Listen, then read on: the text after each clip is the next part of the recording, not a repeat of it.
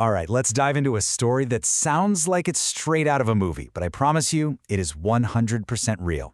We're talking about how one guy with a bunch of secret bets managed to destroy a 233-year-old bank. A bank so prestigious, it even handled money for the Queen of England. Let's get into it. So, let's start with a number. $1.4 billion. That's the absolutely staggering amount of money that a single trader lost, all of it in secret, unauthorized bets that were about to bring a financial empire crashing down. And after all that, after that $1.4 billion hole was found, this is what was left. £1. That's it. A titan of British finance, a bank that had been around for 233 years, was sold for less than the price of a loaf of bread. Just incredible. So, you have to be asking, how on earth does something like this even happen? I mean, a bank that's been through wars and recessions, how does one guy just break it? Well, that's the core question we're going to unpack right now. Okay, so at the center of this whole storm is one person, a young, super ambitious trader who for a while there seemed like he could do no wrong, like he had the Midas touch. And here he is. Meet Nick Leeson. He's only 28 years old, and he's already a total rock star on the trading floor in Singapore for Barings Bank. To his bosses back in London, he was a golden boy, making the bank what looked like an absolute fortune. They trusted him completely. But here's where things get really sketchy. Leeson had an insane amount of power. He wasn't just the head trader making these massive bets on the Japanese stock market. No, he also ran the back office. You know, the department whose entire job is to double-check the trader's work. It's like letting a student grade their own final exam. And that right there, that was the fatal flaw. So, think about it. With basically zero supervision, Leeson figured out a way to make all his problems just vanish. He took a totally normal tool that every bank uses and twisted it for his own secret and very destructive purpose. Okay, so what is this tool? It's called an error account. And it's a pretty standard thing in banking. Think of it like a temporary holding pen. If a trader messes up, hits buy instead of sell or something, the mistake gets parked in this account for a little while until they can fix it. It's just supposed to be a quick, short-term thing. But Leeson didn't use it for small mistakes. He set up his own secret error account, and he gave it the number 88888, which is a super lucky number in Chinese culture. But there was nothing lucky about this account. He used it as a secret dumping ground to hide his absolutely colossal trading losses. It wasn't a holding pen. It was a financial black hole. And this is how he got trapped in this just devastating cycle. Step 1, make a massive unauthorized bet.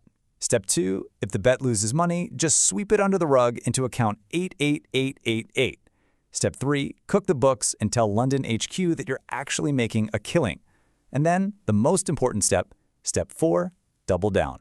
Make even bigger bets, hoping for that one miracle trade that'll pay off all the hidden debt. You can see how this was just a ticking time bomb. And for a while, believe it or not, this actually worked. The fake profits looked amazing, and his bosses in London were so happy they didn't ask too many questions. But Leeson's secret mountain of debt was on a collision course with, well, a literal force of nature. So by early 1995, Leeson wasn't just making big bets anymore. He had gone completely all in. The amount of money he was gambling with was so huge, he had basically bet the entire bank, everything Barings was worth, on one single thing, that the Japanese stock market would just keep going up. The fate of a 233-year-old institution was riding on a coin toss. And then, the unthinkable. On January 17, 1995, a massive earthquake hits Kobe, Japan. It was a catastrophe. The Japanese economy gets thrown into total chaos, and the stock market, the very one Leeson had bet everything on, it just nosedives. His secret losses went from huge to apocalyptic almost overnight. We're talking millions, ballooning to over $1 billion in just a few weeks. And by the end of February, that was it. Game over. Barings Bank was insolvent. Just look at this chart. You can see the market before the earthquake, and then boom, it just falls off a cliff. Every single point that index dropped was like another nail in the coffin for Barings. And it's so important to remember, the earthquake didn't cause Leeson's losses. It just ripped the bandage off and exposed the giant, fatal wound that was already there. I mean, this collapse sent shockwaves everywhere. A bank that was the very definition of old money stability was just gone, overnight. What came next was a massive cleanup operation, a reckoning, and this scramble to figure out how to stop this from ever happening again. So, what happened to Leeson? Well, he actually went on the run, but he was eventually caught in Germany and sent back to Singapore to serve 4 years in prison. And the bank he brought down, that pillar of British finance, as we said, sold for £1. It sent a chilling message to the entire world. Nobody, no matter how big or how old, is too big to fail. Yeah, this was a massive wake-up call for the entire industry. It led to some huge changes. Before Leeson, you had this crazy situation where a trader could check their own work. After Leeson, absolutely not. That was banned. They made it mandatory to separate the people making the trades from the people settling them. And a whole bunch of new rules came in to force banks to get serious about managing their risk. The goal was simple: prevent another rogue trader from ever sinking an entire bank again. Which, of course, brings us to today. We've got all these new regulations, better technology. So, have we actually fixed the problem? Could this happen again? But maybe the biggest question in all of this is, where were the bosses in London?